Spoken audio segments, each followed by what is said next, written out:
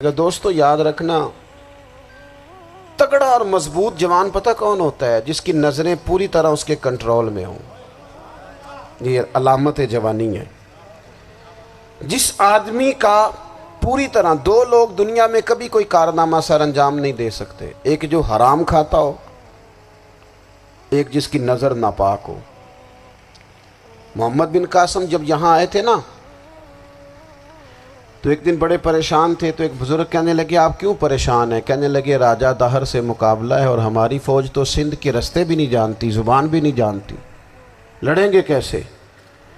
دو چار دن کے بعد ان بزرگوں کی دوبارہ محمد بن قاسم سے ملاقات ہوئی تو بڑے خوش تھے۔ کہا اب آپ کیوں خوش ہیں؟ کہنے لگے وہ میرا مقابلہ نہیں کر سکتا، میں نے تحقیق کر لی ہے۔ کہا کیوں؟ کہنے لگے نظر کا گندہ ہے، اور جو نظر کے گندے ہوتے ہیں وہ میدانوں میں ٹھہرا نہیں کرتے۔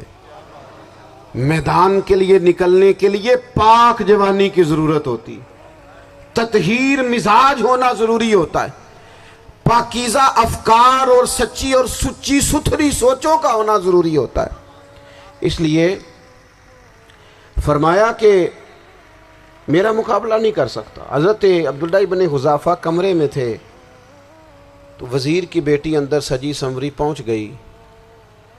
جیسے ہی آپ نے اس کفر کی چال کو دیکھا تو تیمم کر کے نفل شروع کیے۔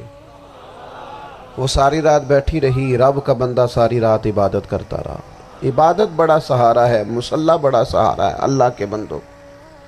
صبح دروازہ کھولا، وزیر نے اپنی بچی سے پوچھنا چاہتا تھا رزلٹ کیا نکلا، تو وہ کہنے لگی پیچھے ہٹ جا، اب تیرا میرا تعلق کوئی نہیں، میں نے نبی پاک کا کلمہ پڑھ لیا۔ اس نے کہا میں نے بھی زمانہ دیکھا ہے، پر یہ کیا لوگ ہیں، کستوری کے بنے ہوئے، سندل سے دھلے ہوئے، کہ میں ساری رات کمرے میں رہی اور 100 اور 1000 آدمی جس جوان کا مقابلہ نہ کر سکے، اتنا طاقتور جوان کمرے میں رہا اور اسے نظر اٹھا کے نہ دیکھا۔ او کچا رنگ للاری والا جڑا چڑھدا تے لیندا رہندا ہے، اے عشق تیرے دا رنگ محمد چڑھیا پھر نہیں لیندا۔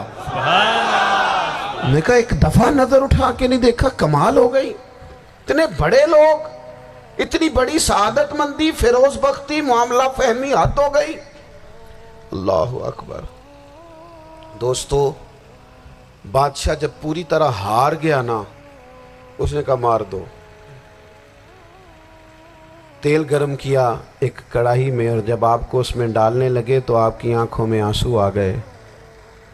بادشاہ کا خیال ہوا شاید نرم ہو گئے ہیں، کہنے لگا روئے کیوں؟ فرمانے لگے سوچتا ہوں جان ہی ایک ہے، کتنا مزہ ہے اس کی راہ میں جان دینے کا، کتنی لذت ہے اس کے نام پر مرنے میں، کتنا لطف ہے۔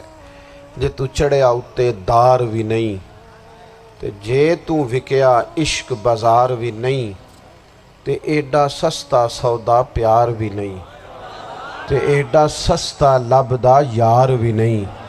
کئی جنگل گانے پیندے نہیں، کئی دوزخ لنگنے پیندے نہیں، جے وہ اس ملوں بھی مل جاوے، ایدوں سستا ہور بپار بھی نہیں۔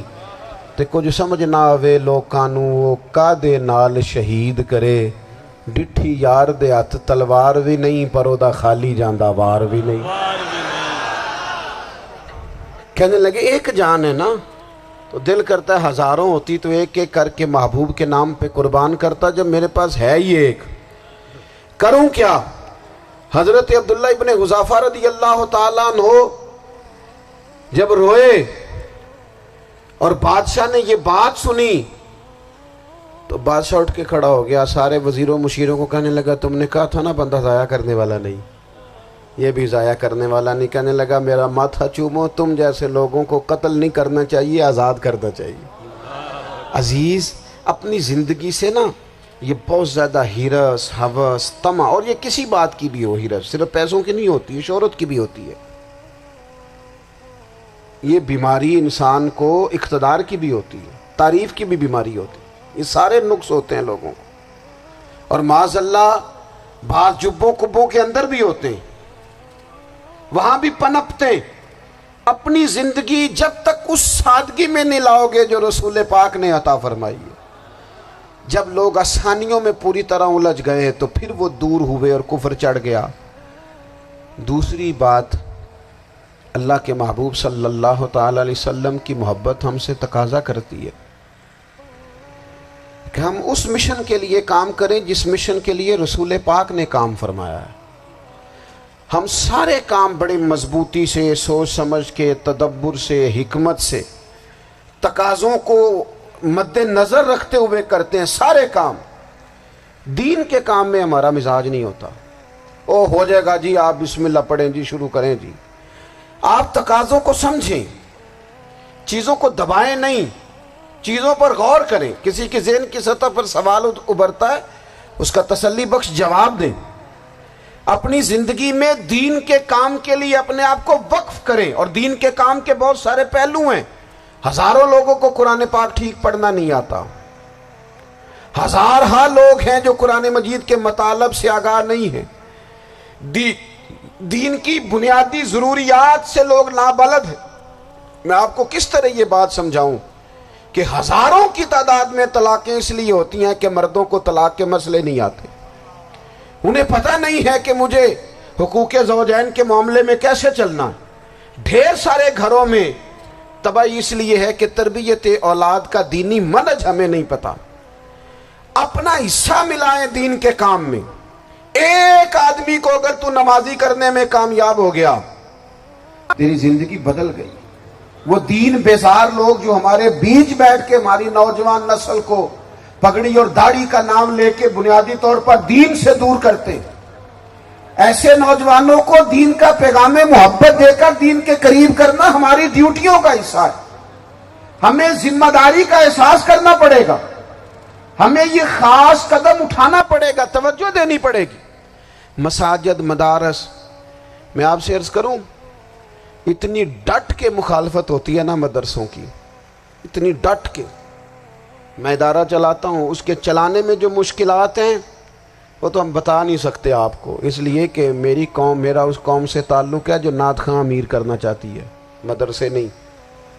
ہاں، نقیب خطیب پیدا کرنا چاہتی ہے، شعر و شاعری کی زندگی کو پروان چڑھانا چاہتی ہے۔ فقط ہمارا ان لوگوں سے تعلق ہے جو لاکھوں کروڑوں روپیہ محافل پہ لگائیں گے، اور قاری صاحب بیچارے اگر مسجد کا کوئی ہونے والا کام کسی وقت بتا دیں گے تو وہ بڑی مشکل آ جائے گی ان کے لیے۔ یہ کیسے ہو سکتا ہے، آپ نے یہ ڈیوٹی بتا دی۔ مدارس، اور جتنا اہم رول دین کو پھیلانے میں مدارس اسلامیہ کا ہے، اتنی زبردست، لوگوں کا خیال ہوتا ہے میری طرح کے لوگ شاید کام کرتے ہیں، ڈیوٹی کرتے ہیں۔ یہ 10-15 لوگ آپ کو نظر آتے ہیں جو آپ کو کہیں میڈیا پر یا ادھر ادھر ڈیوٹی کرتے، مخلص لوگ اپنی جگہ پہ، وہ بھی بڑا ہی کام کر رہے ہیں، جو میڈیا پہ آ کے بھی اخلاص سے اور درد دل سے کو دین کی، ان کی بھی کسی بات کی حوصلہ شکنی نہیں۔ لیکن ہزارہا اساتذہ جو مدارس میں بیٹھ کے پڑھاتے ہیں، جنہوں نے وہ سارے لوگ تیار، آپ سمجھ نہیں سکتے کتنا بڑا کام۔ حفظ کا استاد جو ہوتا ہے نا، اس کی ڈیوٹی 24 گھنٹے ہوتی ہے، فجر سے پہلے، اور اس نے بچوں کو اٹھانا۔ تنخواہ تو ہم انہیں دینا نہیں نہ چاہتے جی، تنخواہ نہیں دے دی انہوں نے، ہمیں مولوی امیر نہ ہو جانا۔ مولوی نو تے سوٹ بھی 27ویں والی رات دے ہے تاکہ کدھر سوان کے عید والے دن پا نہ لوے، چونکہ 27ویں تو بات تے درزی پھڑتا ہی کوئی نہیں، کیوں حضرت؟ ایسے ہی ہے نا، اس وقت تو نہیں نہ لیتا۔ تو ہم چاہتے ہیں مولوی ہماری مرضی کے ہماری طرح کا سوٹ نہ پہن لے۔ مدارس کی مضبوطی، آپ یہ دیکھ لیں، یہ صلاح الدین ایوبی کا تعلق بھلا کس چیز سے تھا؟